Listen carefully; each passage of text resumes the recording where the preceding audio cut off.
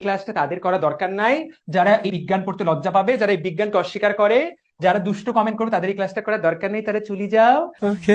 এবং যারা uneducated immature, তারা ক্লাসটা করার দরকার নাই। ঠিক আছে, এটা আগেই বলে রাখলাম আমি। তাদের এই ধরনের কমেন্ট যদি আসে, আমি সেটা মোটেই কাউন্ট করব না। আচ্ছা, তাহলে এই যে মানুষটা, তাকিয়ে দেখো পুরো শরীর, পুরো শরীরের, দেখো এটা ছেলে মানুষ। তো আমরা একটু বড় করে, আর এটাতে লজ্জা পাওয়ারই বা কিছু কি কি আছে? লজ্জা পাওয়ার কিছুই নেই। তোমার প্রত্যেকটা ছেলের বা প্রত্যেকটা পুরুষের এই জিনিসটা, सब क्या देखना पड़ रहा है। अच्छा है मैं अंधा हूँ।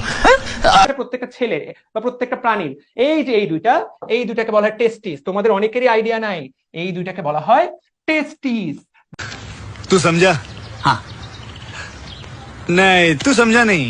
দেখো, টেস্টিস মানে শুক্রাশয়। এইটাই হলো মুখ্য জননাঙ্গ, এইটাই প্রধান।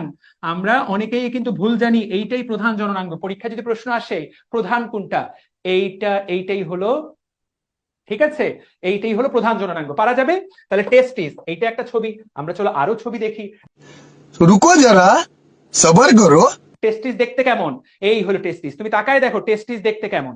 আশা করি সবাই ক্লিয়ারলি দেখতে পাচ্ছ। দেখো দুইটা ডিমের মতো, এই দুইটা ডিমের নাম হলো টেস্টিস। गजब बेइज्जती है। এবং এইটা হলো শুক্রাণু তৈরি করার কারখানা। প্রত্যেক সেকেন্ডে মিলিয়ন মিলিয়ন লাখ লাখ শুক্রাণু তৈরি হচ্ছে। ক্লিয়ার? পারা যাবে? পারা যাবে ইনশাল্লাহ। তাহলে এই হলো টেস্টিস। তাহলে টেস্টিসের সংখ্যা কয়টা? টেস্টিসের সংখ্যা 2টা।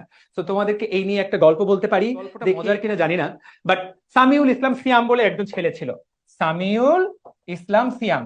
তো এই যে এখানে ফেসবুকে ক্লাস করছে এই সিয়াম না, এইটা এইটা যে এই সিয়াম ব্যাপারটা তা না, তবে ওরই মতো আরেকটা সিয়াম, এটা আরেক পৃথিবীতে আরেকজন সিয়াম। ওকে। তো এইরকম সিয়াম এরকম ক্লাস করছে, এরকম একটা বায়োলজি ক্লাস করছে। সেই ক্লাসের শিক্ষক আমার মতো একজন শিক্ষক তাদেরকে পড়িয়েছে যে, কি পড়িয়েছে? শিক্ষক তাদেরকে পড়িয়েছে যে পুরুষের টেস্টিস থাকে 2টা, একটা 2টা। সিয়াম ক্লাসে বসে বলল যে টেস্টিস থাকে 2টা। স্যার এটা কি বলে? হায় হায়, সিয়ামের মনে একটা খটকা লেগে গেল। সিয়ামের মনে একটা পুরোপুরি খটকা লেগে গেল। 2টা মানে? এই আমার তো কেন যেন মনে হচ্ছে 3টা, যেন মনে হচ্ছে 3টা। এবং সে কিন্তু কাউকে এটা বললো না, কারোর সাথে এই কথাটা শেয়ার করলো না, কারণ ক্লাসের পোলাপানকে তো বুঝো, একের বজ্জাত এই কথাটা বলবে আর ওকে সবাই পচাইতে শুরু করবে। হায় রে পচানি। সিয়াম বাসায় গেল। বাসায় যে সিয়াম একটু মনে করে নিজে নিজে টেস্ট করে দেখলো, যে আসলেই তো 3টা। সিয়াম তো আর ঘুমাইতে পারে না।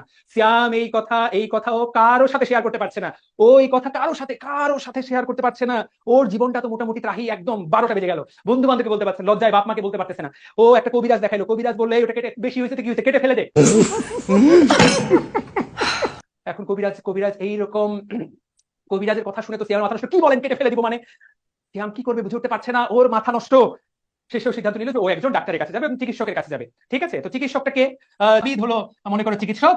এখন ডাক্তার আবিদ হলো ধরো চিকিৎসক। এর মধ্যে সিয়াম ডাক্তার আবিদের কাছে গেছে। ওকে। বুঝাতে পেরেছি? ওকে। তো এখন ওর কাছে গেছে, যাওয়ার পর এখন ডাক্তার আবিদ বলছে, বলেন সিয়াম সাহেব বলেন কি সমস্যা? এখন সিয়াম সাহেব তো বলতে পারতেছে না, ডাক্তার লজ্জা পাচ্ছে। লজ্জার ব্যাপার তাই না, মানে এমন কথা কিভাবে বলবে, এরকম একটা, তাই তো? এখন ডাক্তার আবিদ বলছে, আরে ভাই বলেন তো, বলেন তাড়াতাড়ি বলেন কি হয়েছে। ওকে। পরে কি হলো? সিয়াম বলছে, ডাক্তার সাহেব বলছে, ভাই আপনার কি সমস্যা?